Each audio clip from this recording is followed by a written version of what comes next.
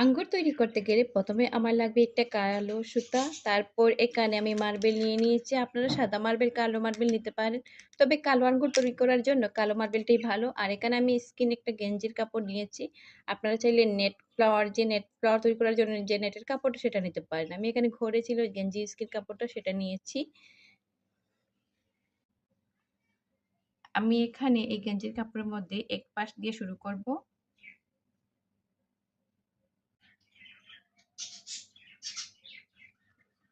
১ম এ আমি এখানে কাপড়টা নিয়েছি। নেওয়ার পর এখানে আমি ১ম এ একটা আঙ্গুর দিয়ে দিচ্ছি। সরি আঙ্গুর নয়, মার্বেল দিয়ে দিচ্ছি। দিয়ে এখানে সুতা দিয়ে একটা পেঁচ দিয়ে দিচ্ছি।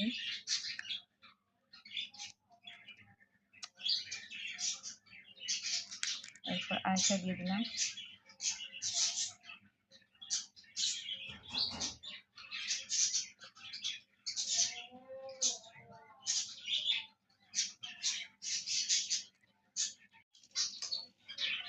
এরকম করে আমি চারিপাশটা ঘুরিয়ে নেব।